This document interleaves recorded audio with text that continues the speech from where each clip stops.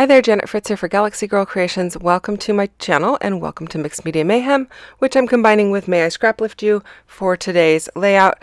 I am actually scraplifting Debbie Tarani and I really love her work. I have loved her work and followed her for many, many years, and I just think she does stunning stuff. And she works in 8x8 if I'm correct.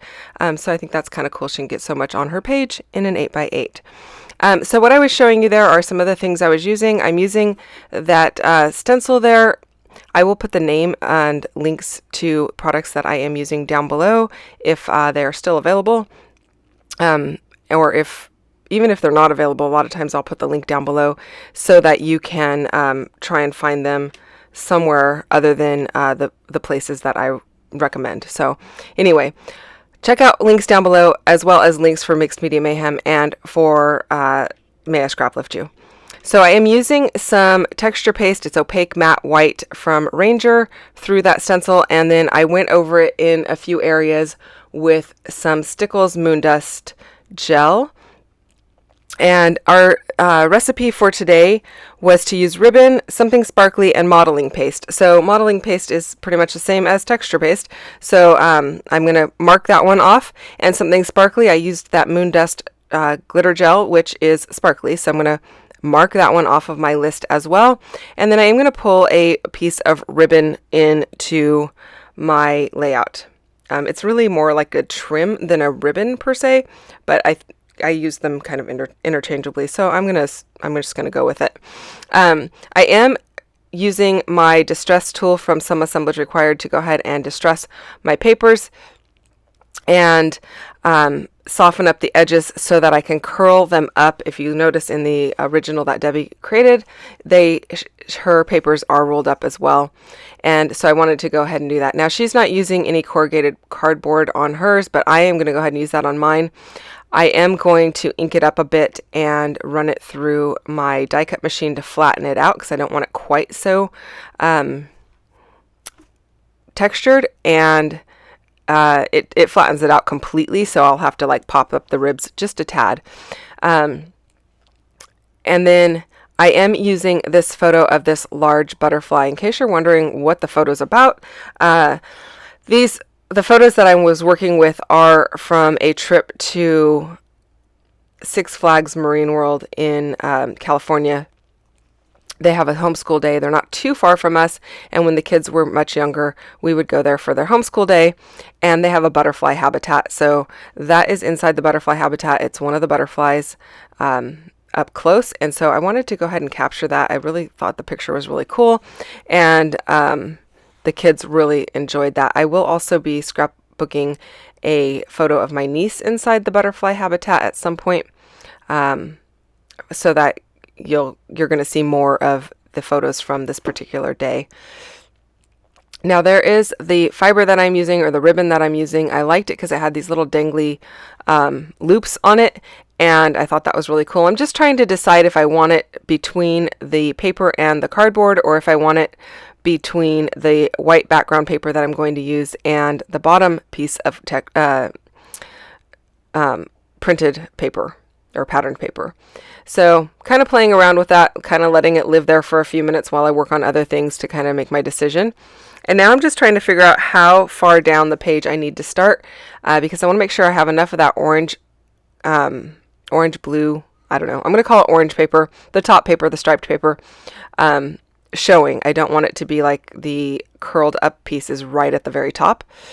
I am using my brayer to flatten that out. I could have sworn I put it through my die cut machine. I'm pretty sure I did. But anyway, I did definitely flatten it out. I think you just didn't get to see me do it because that part was cut out, because you can't see my machine. It's off to the side. So I did run it through, and I did kind of have to ruffle up those edges. I did start with the brayer, but it wasn't getting as flat as I wanted it without really me putting a lot of elbow grease into it. So that's when I decided to put it through my Sizzix machine. So now I'm just layering up the pieces how I want them. This also does help to having that corrugated piece flat, it gives me more surface area to attach this orange piece of paper that has all these stripes on it. And I really like the addition of the blues and greens. In the photo, there's not a lot of blue, but there is green. And I just like the way that these colors all play together. So I'm pretty happy with the way that it came out. The papers are from Paige Evans, and I think they're from Bungalow Lane. I could be totally wrong on that.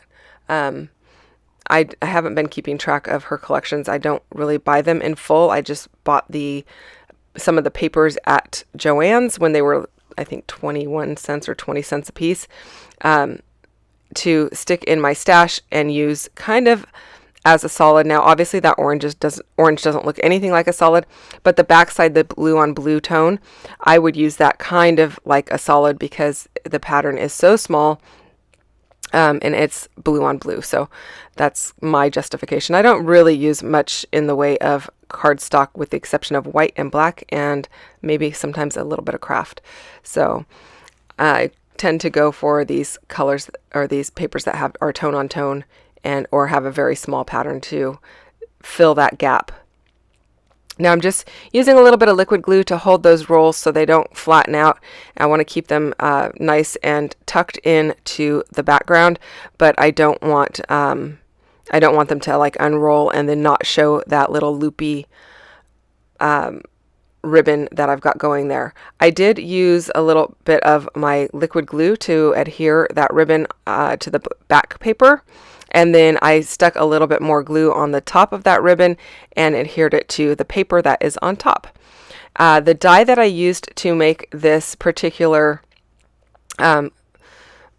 grid, I'm going to call it a grid, I don't know what that's called, it looks like chain link fence. It is from Bramble Fox, and I believe it is actually the same one that Debbie probably used on her layout because she is on the Bramble Fox design team, so I'm guessing she probably has that same one.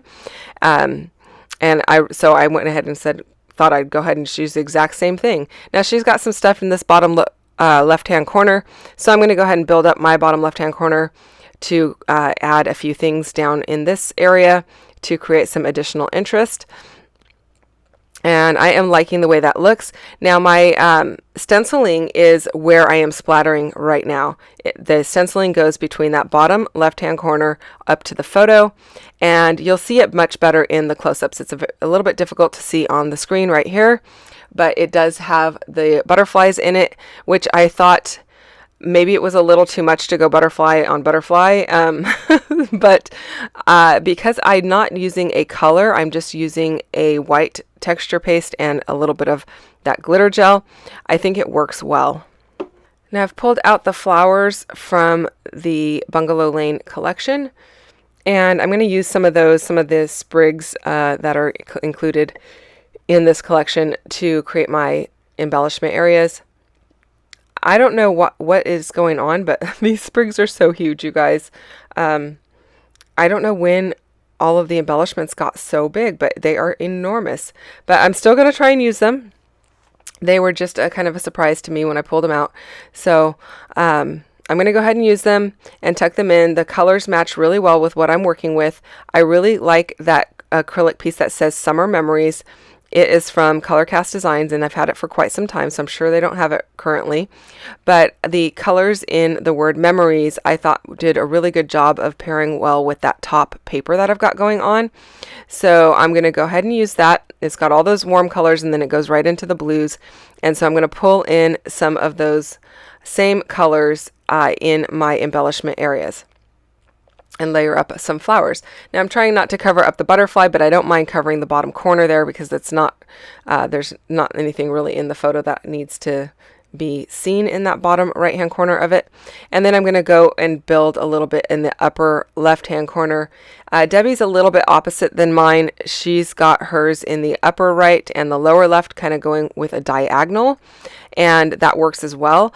But I decided I was going to do this a little bit different and just create mine in the opposite manner. I think I have a little bit more room at the bottom right hand side of my photo than I do at the top left, and so I thought that works well. I am putting some little phrase stickers on here. I think these are also from Bungalow Lane. And I like the way that they look. Debbie always packs in a lot of embellishments, but it never looks like it's out of place. Like everything has a place and everything has a purpose. And I just love the way that she does her designs. So I'm going to try and do quite a few little pieces in here as well. I may not get as many in as she does. She is just a genius at getting all those layers in. So I'm adding some little wordy phrases. One says, remember this. One says exploring. One says darling. I've got one on that tab on the left-hand side that says good day. Down at the bottom, I've got a little green journal tucked in there, and it says learning just below that.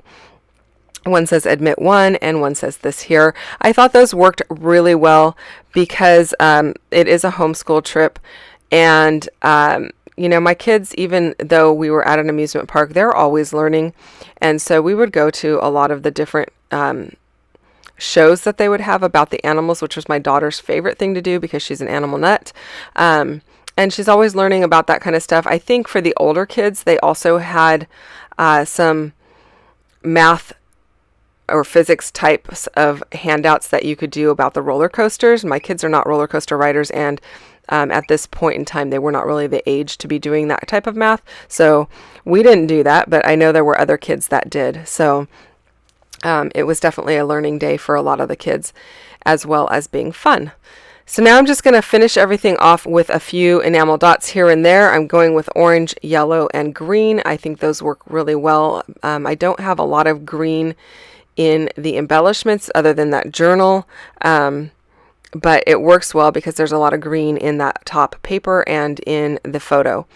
While I do that, don't forget to check out all of the people playing along with Mixed Media Mayhem. All of their links are down below. And don't forget to check out the playlist for May I Scraplift You.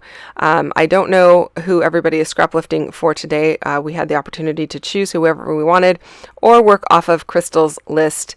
And so you may have a variety of different people that people are scraplifting today for inspiration. And so I also wanted to give a quick shout out to Crystal. Thank you so much for putting May I Scraplift You together, Crystal. This is always a fun series. I always enjoy it.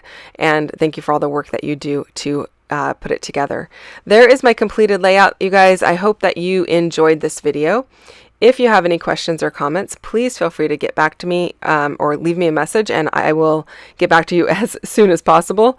If you enjoyed it, I would love a thumbs up. And if you're not already subscribed to my channel, I would love for you to consider subscribing and hitting the bell so you get notifications each time I release a new video, which is frequently, almost 3 to 4 times a week. So thanks again for watching. I will see you guys again real soon with another video. Bye-bye.